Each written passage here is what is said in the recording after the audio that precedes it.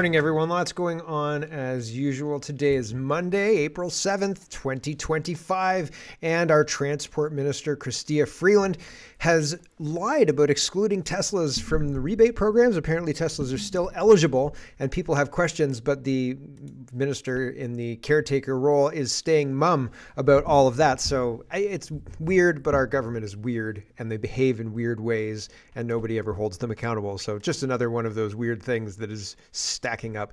The NDP want to fund the CBC more to help the CBC combat mis and disinformation. But how do they combat mis and disinformation if nobody watches them, right? I don't know. They want to have national rent control, which is a terrible, awful idea. And they're hectoring the Conservatives over Adam Seuss, I think, who they say denies the damage of residential schools.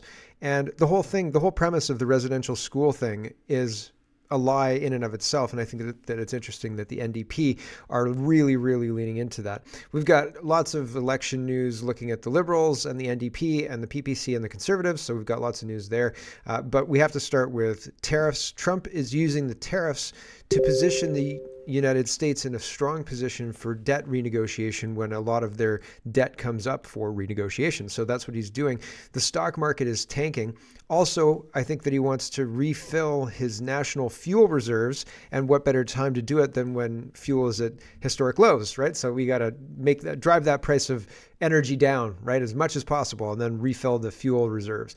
So there's lots to get to. Let's get to it. First, obviously, if you buy a robot dog from China, that robot dog comes preloaded with Chinese backdoors, right? And I think that's probably true of phones. Are they hardware backdoors? Are they software backdoors? But also, if you buy phones from North America, Samsungs or anything like that, they're usually made Taiwan or made around the world. And do they have backdoors? Probably.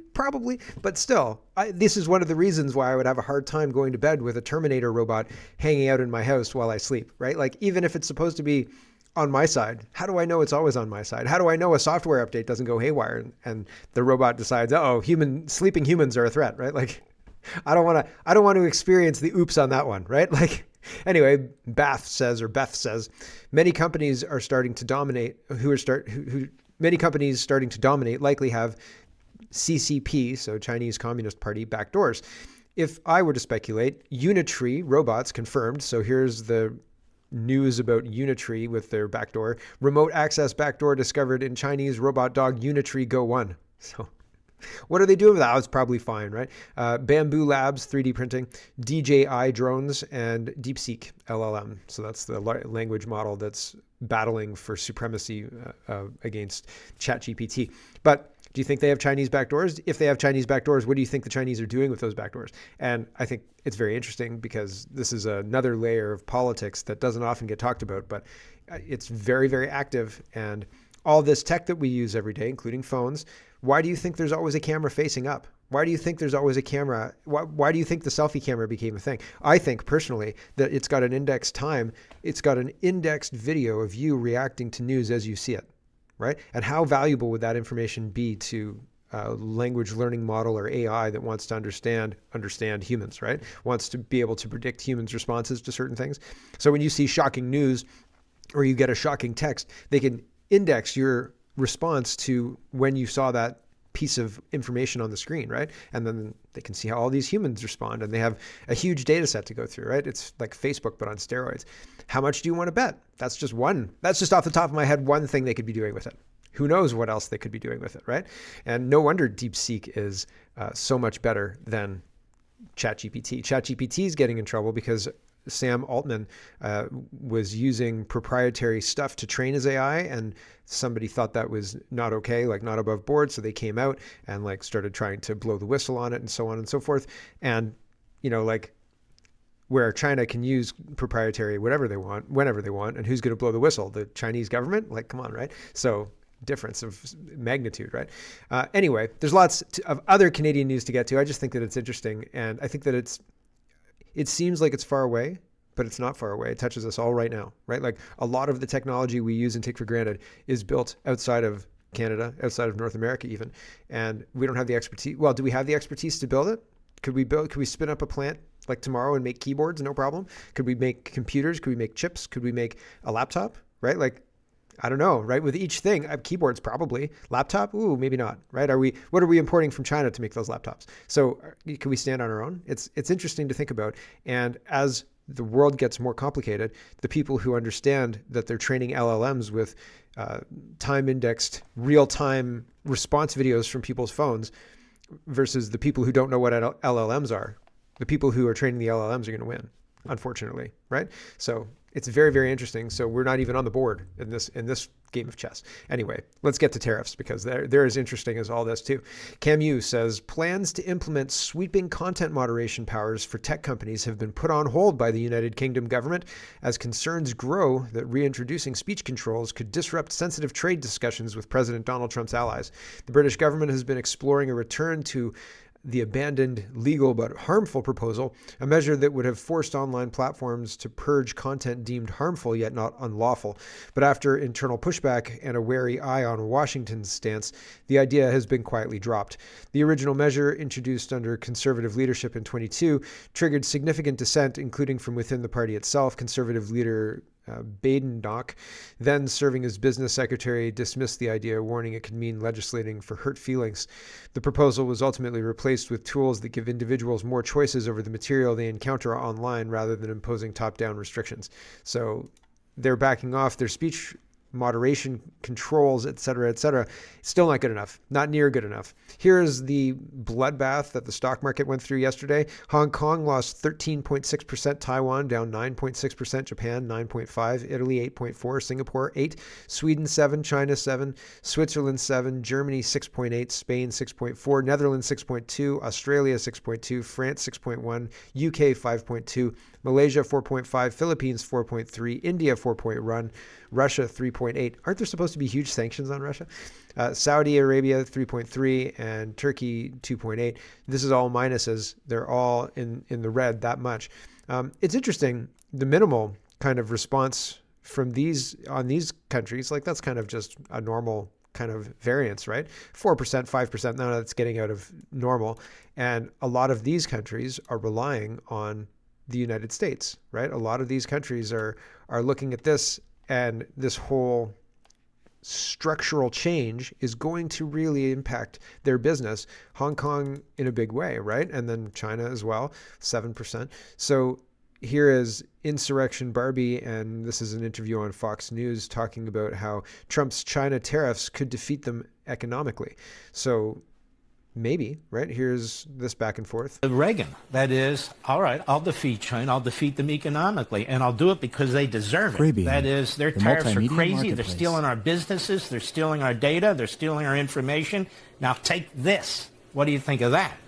I think that Trump could very well go down in history as the Ronald Reagan of our century. And the reason is China right now, because Xi Jinping has turned his back on consumption as the basis of the Chinese economy, his only way out is to export more. Nobody can replace the U.S. market, the world's largest, and certainly not in the short or intermediate term.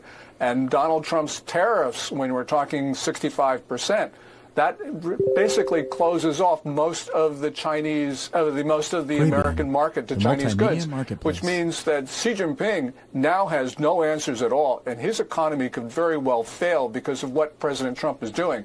And what President Trump is doing is absolutely justified. So, yeah, absolutely justified. A lot of people are saying, you know, this makes perfect sense.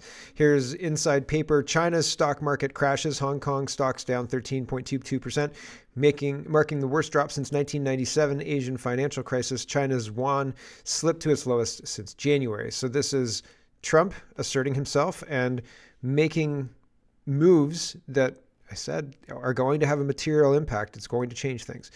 Unusual Whales says Taiwan is offering 0% tariffs to the United States in response to Trump's tariffs. So we'll see how that all goes. Lots of people are coming to the table. Derek says Peter Navarro on the need for tariffs. It's all these things these foreign countries do that are designed to cheat us. Well, I'll let him say it. It's a minute long, worthwhile. Here we go.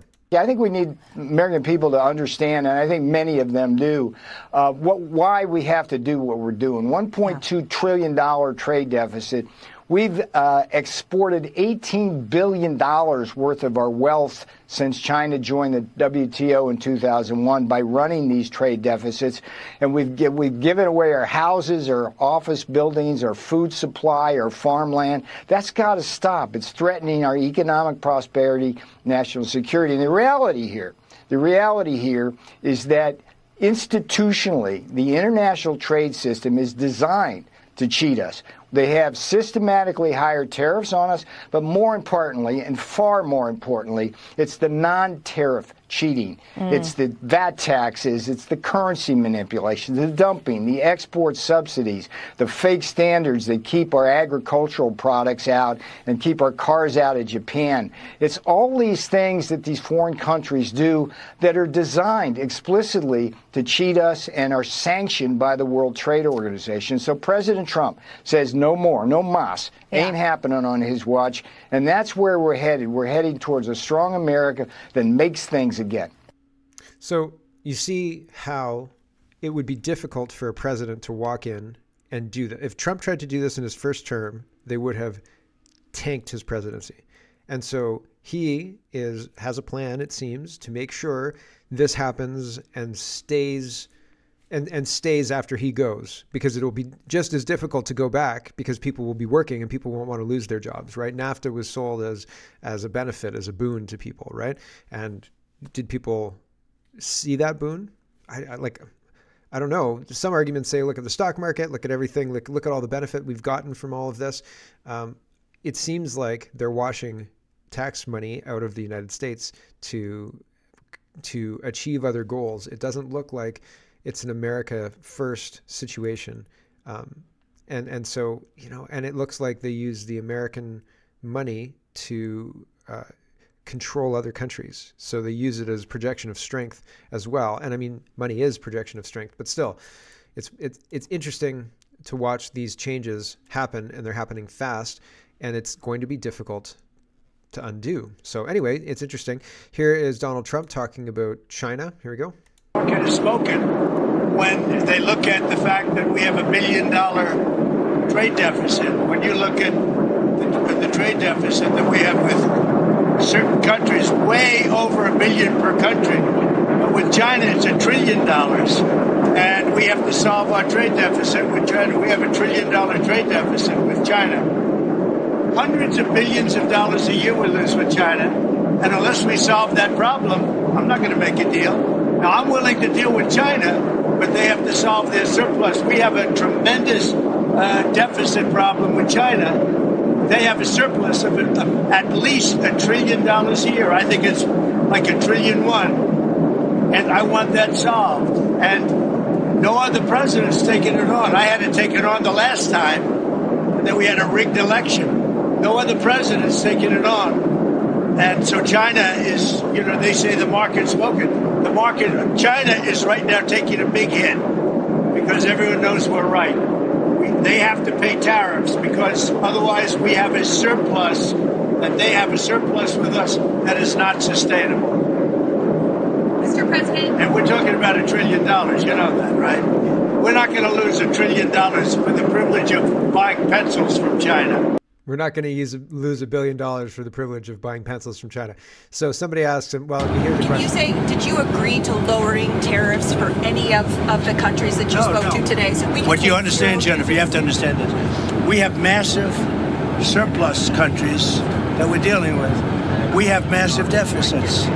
We've got to straighten that out because you can't continue to be that way. It's been that way for years now, and it can't go on any longer. And we're the piggy bank. We have all the advantages.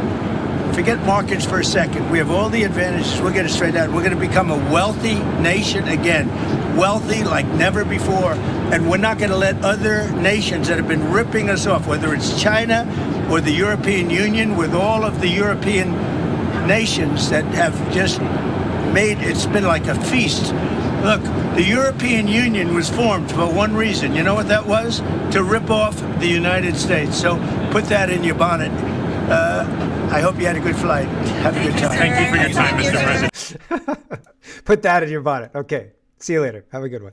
Here's Melissa. She says, more than 50 countries have now reached out to President Trump to start negotiations on tariffs. Do you think Canada was one of them? No, I don't think Canada was one of them.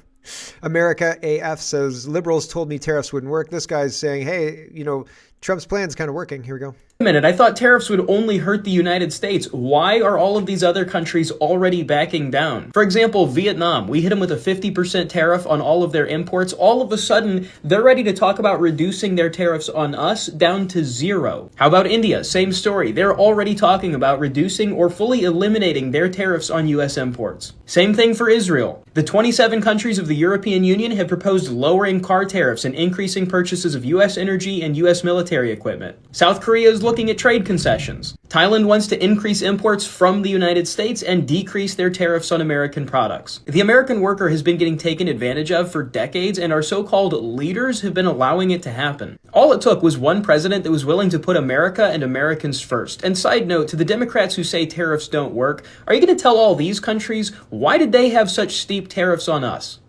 Wait a minute, I thought Vietnam had some of the highest ones. Vietnam was right up at the top there, and they're now saying they want to deal with that, right? Get it done with. Here's Johnny Mega. He says, Trump is working before 7 a.m. He says, Trump posted this on Truth Social this morning, and Trump says, oil prices are down, interest rates are down. The slow-moving Fed should cut rates. Trump doesn't mince words. He tells you exactly what he wants. Food prices are down. There's no inflation, and the long-time abused USA is bringing in billions of dollars a week from the abusing countries on tariffs that are already in place. This is despite the fact that the biggest abuser of them all, China, whose markets are crashing, just raised its tariffs by 34% on top of its long-term, ridiculously high tariffs. Plus, not acknowledging my warning for abusing countries not to retaliate, they've made enough for decades, taking advantage of the good old USA. Our past leaders are to blame for allowing this and so much else to happen to our country. Make America great again. So if you make something in China and you don't want those tariffs, he's saying you've got to either put pressure on China to not counter tariff or move your company to the United States, right? And so people are looking at that, and I'm sure that they're looking at that and saying this is a realistic thing. Maybe we should do that. George says the break-even point for oil is about to hit, and he says seize the moment, buy cheap, refill the strategic reserves, and drive down inflation. I think this is probably a Trump plan as well. So oil's been above 66, around $72 a barrel, and now it's down to it's 61, and apparently it's dropping even further. 59.94. Election Wizard says happening for the first time in 4 years, crude oil prices have dropped to under $60. So very, very interesting. No carbon tax and under $60 a barrel. So our gas prices should be super duper cheap, right?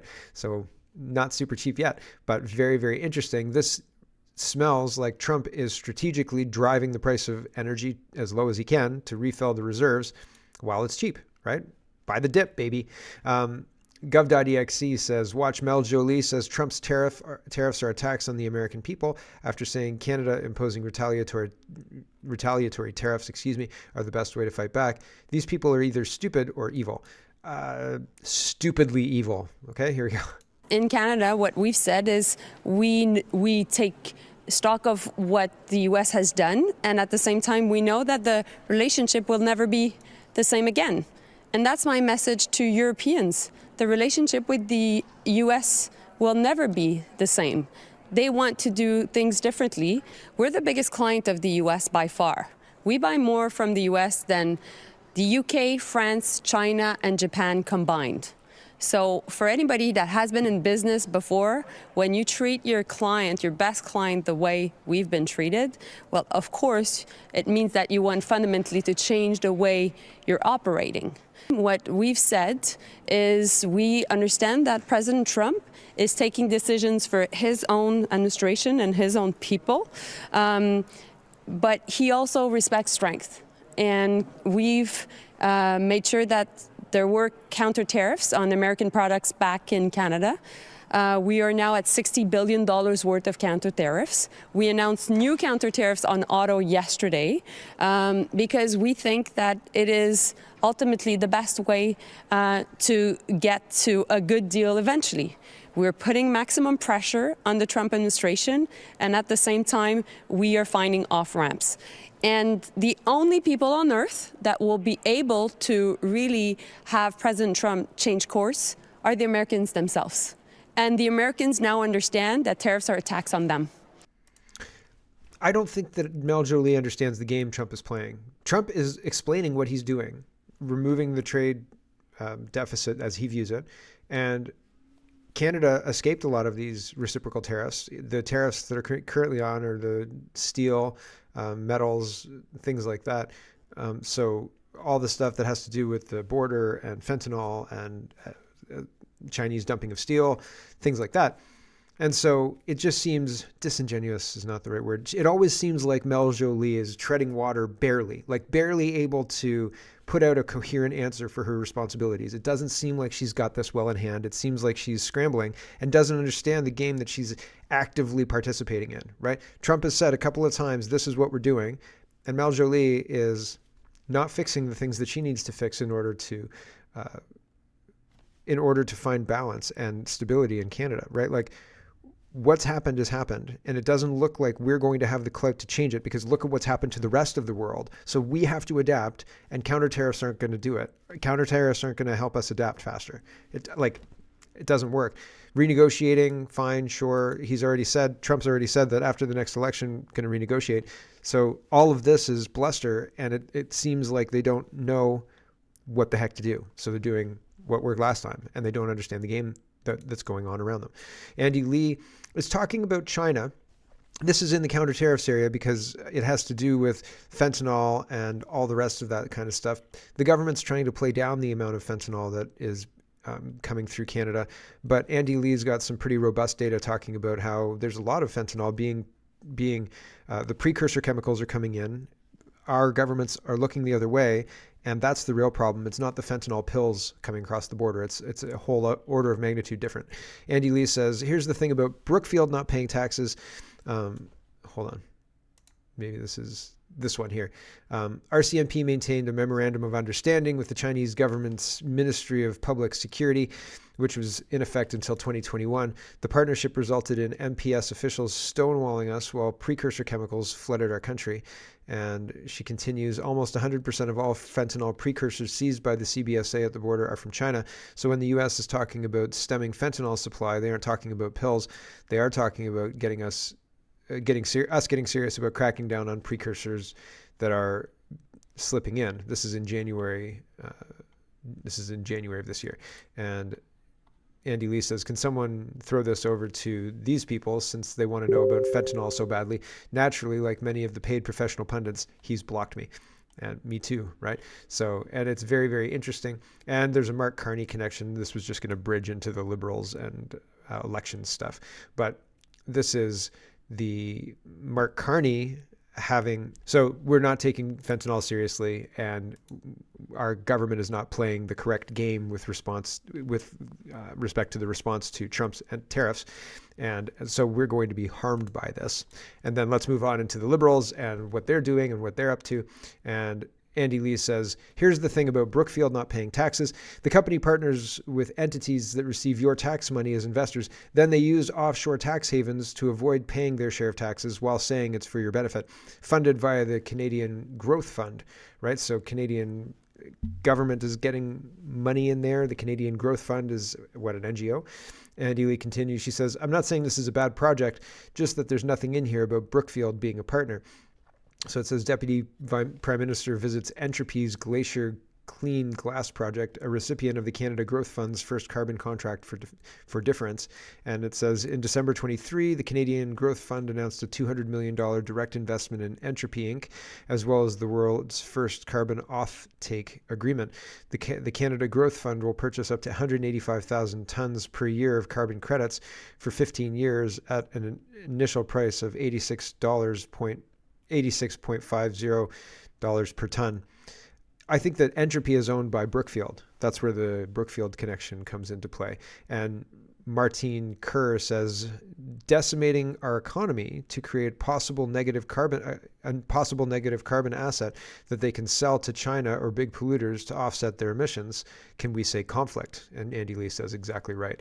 And so, yeah, they're using an NGO to funnel money into Mark Carney's company, who uses entropy to create this carbon offset company. They use the Canadian NGO money from our government to buy this asset at 86.50 a share, and then they're going to resell that asset to rich people who want to offset their carbon whatever for $100 a share or more, right? And at scale, right? And so they're not selling to like Debbie who wants to offset her carbon footprint or whatever.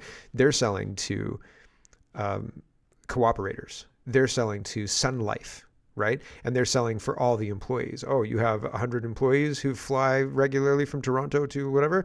That'll be, $86.50 a share per, however many shares per flight. And that's, rack it all up. And that's $4,000, $5,000, $6,000. And this is regular, often like you have to re-up your carbon shares or something like that. It's a friggin' scam. It is a theft scam. This is a theft ring, right? Like it's unbelievable. And yet, nobody really seems bothered by it. They think, oh, we're saving the planet.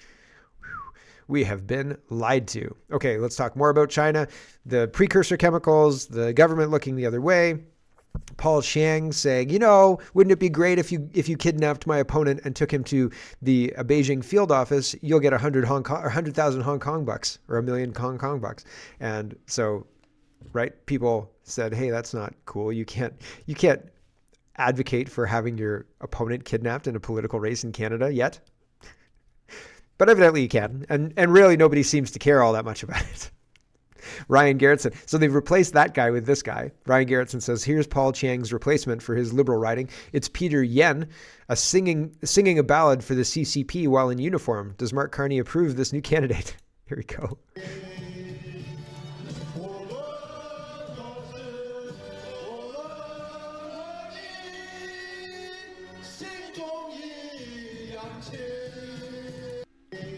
Canada first, baby, right? Like, how could you question his allegiance?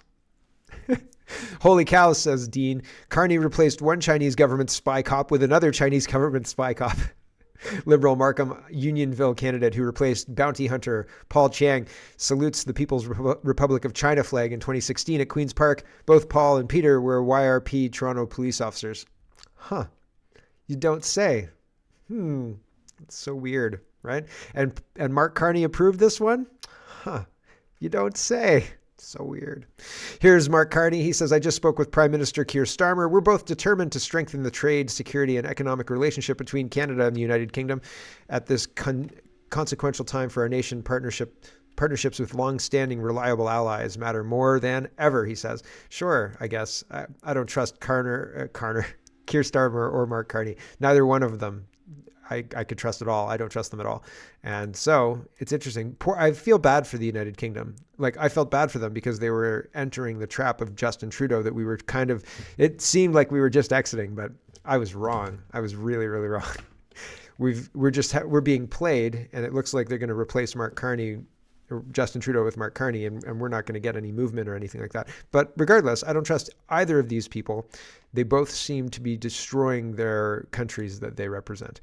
Here's Mark Carney, and he's talking about a united Canada, and he's disrespecting Danielle Smith, but I don't remember hearing the disrespect of Danielle Smith. I hear him. I remember the part about Doug Ford. I don't remember him mentioning Smith in this clip. So let's listen. Here we go. Here's Mark Carney.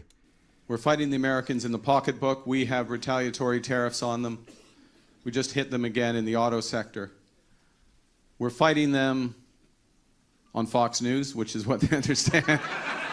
We're sending Doug Ford onto Fox News to show them that we're not messing around up here.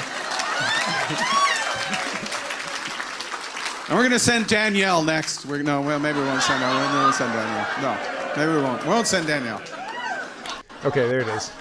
That's I must have been. Sometimes I'll leave the clip running and then I'll go and look at other visuals to see if I can sort things out quicker. So I did myself a disservice today. Sorry, everyone. But he says he won't send Danielle Smith, making a joke. So that's very interesting. Imagine what he says behind closed doors after he disrespects her in public like this, right? So that's very interesting, concerning as well. Here is the Elevate podcast says the overt disrespect that Carney shows Premier Smith here tells you everything you need to know tonight about this man. Listen to the disdain from the crowd. He will not unify Canada. He will break it apart and we will lose our country. We can't let him do that. It's clear that he's not, his strategy is not a different one than the past government. And I don't think he'll do anything really different when it comes down to it. I mentioned this yesterday, and I think we did a kitchen table talk yesterday, and I mentioned this during the kitchen table talk as well. And somebody mentioned, we were talking about the sacrificial person. And I was saying, if you, in this whole structure, if you want power, you have to sacrifice somebody. And we had all these examples of big stars having somebody that they sacrificed close to them. And I said, did you know that if they grow too fond of the child that they've promised to sacrifice, then you can trans your child, and that's considered a sacrifice of sorts. And somebody in the chat, and I wasn't able to acknowledge it during the time, like while it was happening, just because there was so much going on, running the show and like talking in the show at the same time. It's hard to monitor the chat. But somebody said in the show, Carney sent his child to Tavistock. And I, like, after the show, I saw that in the chat and I was like, oh! So I wanted to point that out. Very interesting stuff. Anyway, this is weird. And Mark Carney here says, oh, I like that. He turns his head and you can hear it on the microphone. It picks it up. He's like, oh, I like that. Somebody says, govern us harder, Big Daddy, or lead us, Big Daddy, or something like that. And Mark Carney loves it. And that's super, like, makes me feel, it's like a shiver up my spine. I'm like, and not a good shiver, like a bad shiver. Like don't do that anymore. Please don't ever do that again. Here we go. By building the strongest economy in the G7. And that's what we're going to do. But did you hear that?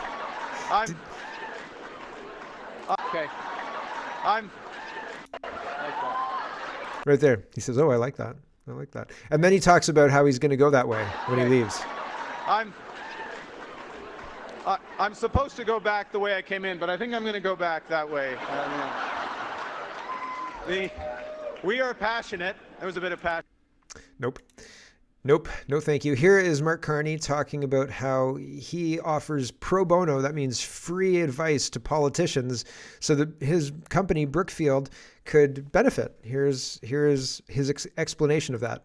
Well, I do spend some time advising on what, again, pro bono, but advising on the types of policies that are going to have maximum impacts for investors. So I'll give you an example, which is one of the issues. It's not the biggest issue. It's like 2% of global emissions. You wouldn't know it from the headlines, but 2% of global emissions is for air travel, emissions from air travel. Now, so the question is, are we going to have green, sustainable aviation fuel? What's happened in the UK, the EU, is they've said to major airlines, look, if you're flying in and out of Heathrow or wherever, you have to have 10% of your load has to be sustainable aviation fuel by, I think it's 2030. Policy. Okay, that's a policy. Without that, nobody adds that 10% quote sustainable fuel. So this is the government saying you have to add this. And now that creates the market for Carney's company that is owned by Brookfield to make money. Consequence of that policy has been to convert some entrepreneurs in Texas, in this case, a company called Infineon, to become economic. Because all of a sudden, American Airlines, British Airways need to buy that fuel. They'll pay a green premium. You've got an offtake, that's high credit quality. And so in that case, we Brookfield put $1 billion to work there. And, it's a fantastic opportunity. Right. There you go. So policy led to a company that Brookfield owned prior to the policy coming into play. It made them economic. It made them profitable. And Brookfield put $1 billion to work, right? And everybody's happy because the policy made their company viable because it forced the airliners to use 10% of this gas, of his gas, right? Did he have insider knowledge of that? Interesting. Conflict? Do you trust this guy? Not even a little tiny bit. Not even a little bit. Sass says to all your liberal voters, take a moment, read this, and then really think about it. Think hard. Think about everything that has transpired over the past 10 years under the liberal government. Do you really want more of the same or worse? So the same despotic government that's spent the last 10 years destroying Canada is now campaigning on all the ways they plan to fix the destruction that they caused. Don't fall for it, Canada. It's really that simple. Sure is. Absolutely 100%. But that said, I don't think that anybody in the House of Commons really should stay, right? There are a lot of people in there who seem like they're saying some of the right things, but the whole structure seems rigged, and everything seems like we're not going to get anything done. Even if we had 338 people who wanted to get stuff done, like Trump, we have a Senate that's been appointed by Trudeau that won't pass anything that they don't like. And that same Senate is trying to pass speech laws. Is the Senate owned by China? So like, it seems like our entire system is in a situation where you can't walk in. If it's a car, you can't get in and drive it to the grocery store. There are issues with the car. If you try and drive the car to the grocery store, the engine's going to say, oh, well, we're going to vote that down. Sorry about that. The engine's the Senate in this case, right?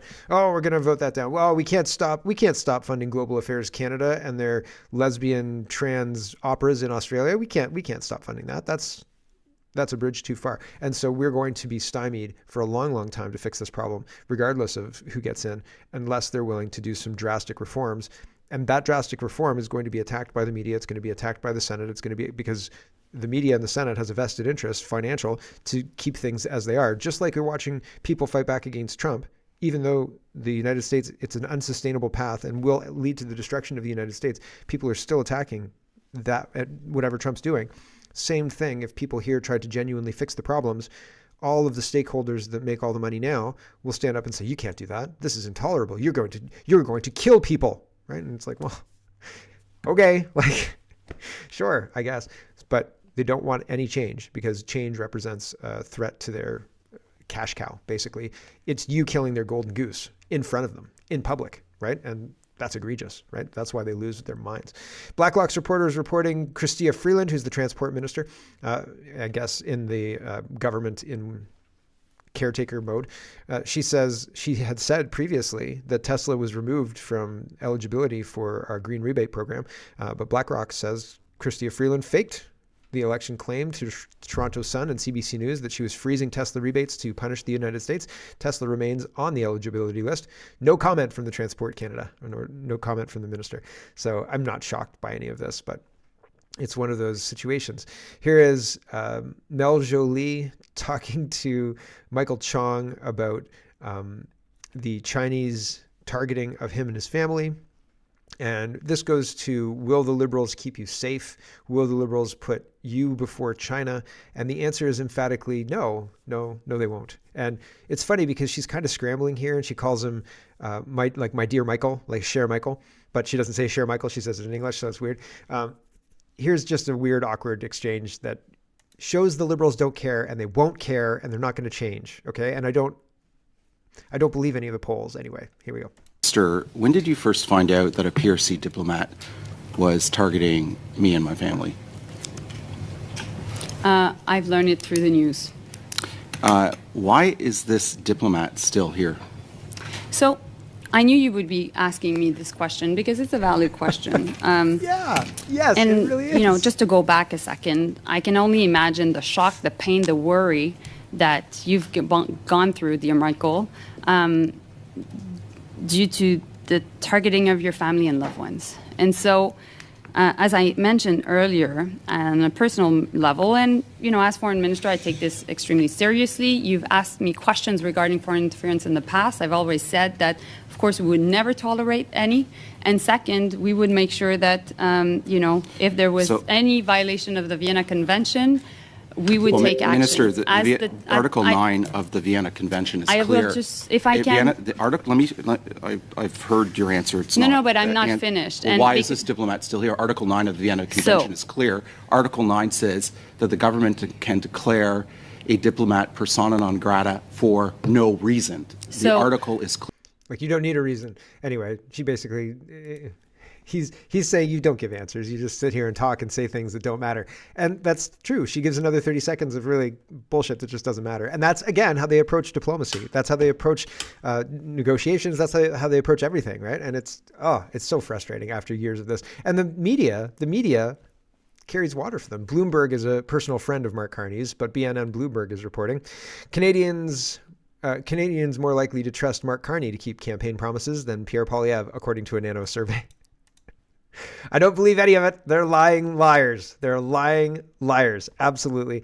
Man, I've got to say goodbye to the stream. We're 40 minutes in and I can't just keep going like this. So thanks for watching, everybody. We're going to do the rest of CPC, NDP, PPC, and then the rest of all of the other news that's going on the paid program. So thanks for watching, and we'll catch you tomorrow. Hello, everyone. Thanks very much for watching. This is just a short version of a longer show. If you'd like to get the whole show, you can go over to CanadaPoly.com and sign up for a subscription. Just look in the drop-down tab for Shop and Donate and look for subscriptions, and you'll get immediate access to the full show. Love to see you. Thanks for watching, everybody. Have a wonderful, wonderful